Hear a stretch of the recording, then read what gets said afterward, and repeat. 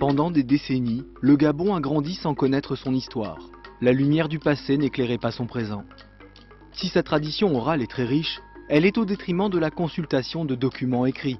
Quant au climat équatorial, il a fortement compromis la conservation de sites archéologiques.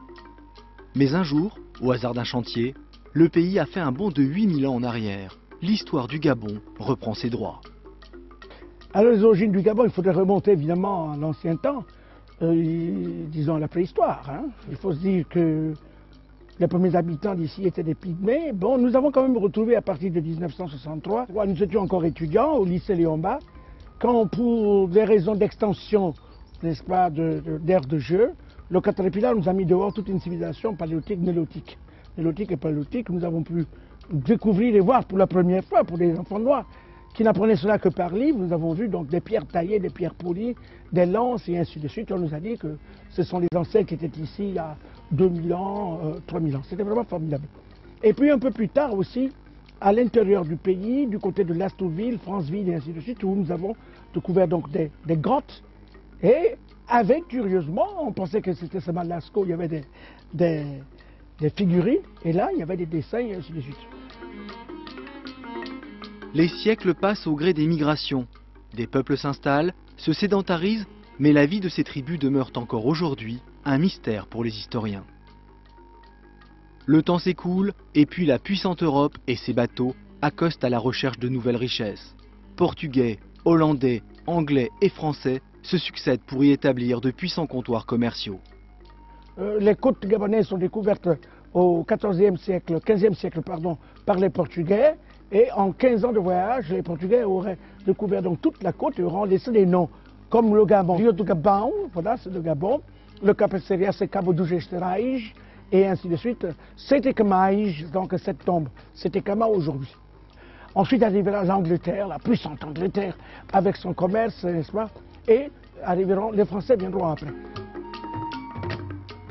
Hélas, au commerce des épices et du bois, va succéder un négoce de honte dont l'opprobre restera à jamais indélébile dans l'histoire de l'humanité tout entière, la traite des Noirs. La France, au gré de traités divers, va prendre le contrôle du pays. Les temps modernes et leur cortège d'évolution et de bonnes paroles ouvrent la période à la colonisation. Puis vient le XXe siècle et ses promesses d'un monde meilleur. Mais le prix de ce rêve se paie au prix fort. Les Gabonais revêtissent l'uniforme d'un pays qu'ils ne connaissent pas. De Verdun à Dunkerque, ils vont connaître 2 guerres mondiales, souffrir et mourir en héros anonymes. Pourtant, l'un d'eux, par son courage et un immense sens de l'honneur, va rentrer au panthéon des héros gabonais. Le capitaine Tchoréré. Il commande le 53e régiment des tirailleurs sénégalais, 53e RTS. Il fait face à Rommel. Alors, les Panzer Division sont arrivés, 3 jours de combat meurtrier, ils se sont retrouvés sans armes. Eh bien, ils ont été désarmés et puis ils ont été d'abord très fâchés, les Allemands, de voir que ce sont les nègres qui ont résisté à ce combat. Il y avait aussi des blancs, mais le chef c'était les nègres, c'était Tchoréré, et ils ont demandé à Tchoréré de sortir des rangs, ce qu'il ne voulut point, et de mettre la main sur la table. Non, il était le patron, le capitaine. Donc il a été abattu de 3 coups. Le premier, il est resté debout, le deuxième, il chancela, et le troisième, évidemment, il s'affala. La période coloniale vit ses derniers moments, et le début des années 60 représente une formidable source d'espérance pour ces jeunes républiques enfin libres de disposer d'elles-mêmes. Mais la nature humaine reprend ses droits. Rivalité, confrontation d'idées, jalousie et ambition démesurée minent l'équilibre de la jeune République gabonaise. En février 1964, un coup d'État renverse Léon Mba, le père de l'indépendance. Ce sont quelques révoltés, quelques aigris, quelques commis de bureau qui ont essayé de faire la loi. Mais la population saine est restée bien tranquille. Le coup d'État est la résultante du jeu politique de l'époque. Léon Mba veut assurer l'autorité de l'État. C'est comme un chef du village. Il ne veut pas être contredit. Un chef, c'est un chef. Léon Mba a un problème au sein de son parti même, le BDG, Bloc démocratique gabonais, qui a été fondé par Paul-Marie Ndjendje Ngonju. Mais le problème qui se pose, c'est que Léomba et Ngonju ne s'entendent pas sur la façon, du moins l'interprétation de la Constitution n'est pas la même. Ngonju voulait un régime parlementaire, donc la suprématie du Parlement, tout comme Jean Léorba et tout. Ils avaient des vues beaucoup plus rapprochées, étant opposés, parce que Obama, patron de l'UDSG, Ngonju, secrétaire général du BDG. Et Léomba, lui, il voulait un pouvoir présidentiel fort. Et l'interprétation de la Constitution posait problème. Au niveau même du BDG, il sentait une fronde s'organiser contre lui. C'est pourquoi il dissout la première Assemblée nationale en 1961, qui était l'Assemblée législative. Et il enferme Ngonju. Vous voyez, ils sont dans le même parti, ils ne s'entendent pas. L'arrière-pensée de Léomba était de créer un parti unique, ce qui heurtait la conscience des gens comme Obama et de Ngonju. Et le parti unique ne devait pas changer de nom. C'est-à-dire, pour Léomba, il fallait que les autres fondent dans le BDG.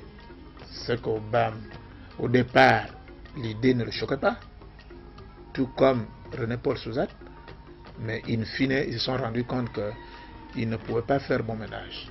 Comment arrive le coup d'État? Les jeunes officiers dans les casernes qui étaient habitués à la discipline, à la rigueur, ne voient pas d'un bon œil le désordre politique causé par les leaders politiques. Alors, ils se réunissent et décident de déposer Léomba dans la nuit du 17 au 18 février 1964. Et quand ils arrêtent le président Léomba, il n'y a pas de coup de feu, il n'y a pas de fusion de sang. Le problème n'était pas un problème d'homme, le problème était un problème de constitution. Les parachutistes de l'armée française quittent le Gabon, mais la fragilité politique du pays demeure. Léon Mba entame un combat terrible contre la maladie, et le vieux guerrier fatigué voit en un jeune directeur de son cabinet la nouvelle flamme qui peut éclairer le futur du pays. Le ticket Mba Bongo est né. Je me présente avec M. Albert Bongo à la présidence de la République, lui étant vice-président de la République. La nation gabonaise légitimise le symbole du vieux au crépuscule de sa vie et du jeune à l'aube d'une ère nouvelle en votant massivement pour eux en mars 1967. En novembre de cette année, Léon Mba s'éteint à Paris. Le vice-président Albert Bernard Bongo devient à 32 ans le plus jeune chef d'État au monde. Nous étions très attristés, les étudiants gabonais qui étaient en France à l'époque, parce qu'en dehors des turbulences qu'il y a eu lors des événements du coup d'État de 64, nous pensions dans l'ensemble que c'était une personnalité qui avait beaucoup œuvré pour l'indépendance du pays et qui avait travaillé pour que la paix et la stabilité règnent au Gabon et pour que le passage de la colonisation à l'indépendance dans notre pays se fasse de manière non heurtée.